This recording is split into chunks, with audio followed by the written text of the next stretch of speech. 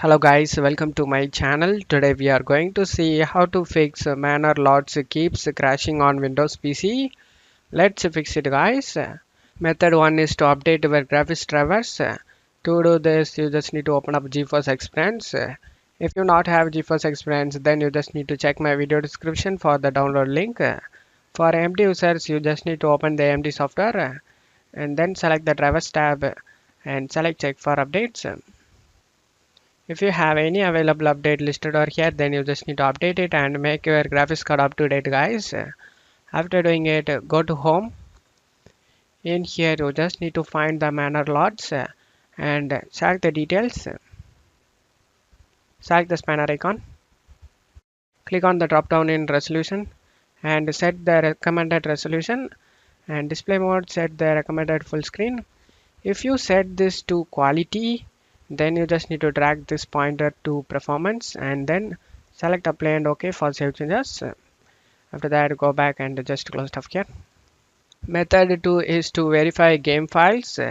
To do this you just need to open up Steam, go to library, right click on the Manor Lords and select properties, select installed files and select verify integrity of game files.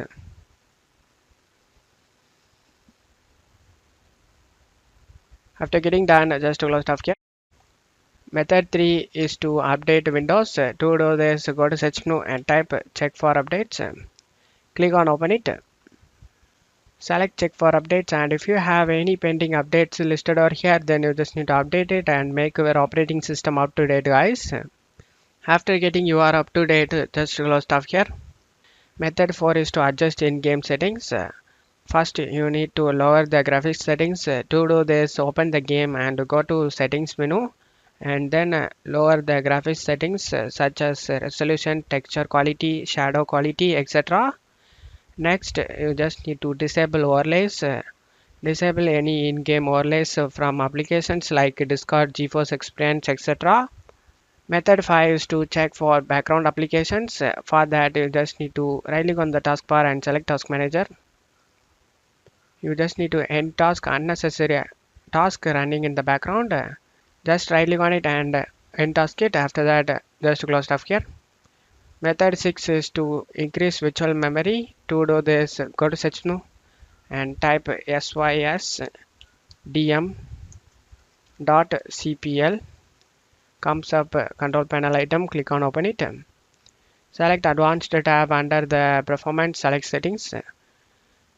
Select advanced tab under the virtual memory, select change. You just need to uncheck this option guys. Automatically manage packing file size for all drives, uncheck it. And then in this drive list you just need to select the C drive, and then if it is selected to no packing file, then you just need to select custom size.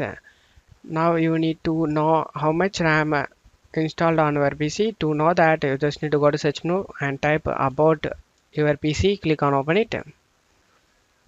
As you can see, in my case I have 16 GB RAM installed on my PC. After checking that, you just need to close stuff here. Now you just need to check my video description for these values. Just copy and paste these values depending on how much RAM you have. Just copy it and paste the install size, and now the maximum size, so copy the value and paste it in the maximum size. After that, just click on set and the values will be listed over here. After that, click on OK, select OK, select apply and OK, select OK to save changes. Now you just need to select the restart now option and restart your PC. Method 7 is to update DirectX and Visual C++. To do this, you just need to check my video description for this link used in my video. Select the language and select the download option and download it. And another link, Visual C++, scroll down. If you are using 64-bit, then you just need to click on this link. If you are using 32-bit, then you just need to click on this link. After getting download done, you just need to install the both application, and after getting installed done, you can check if the problem solved or not. Method 8 is to disable overclocking. For that, you just need to open the BIOS or UEFI.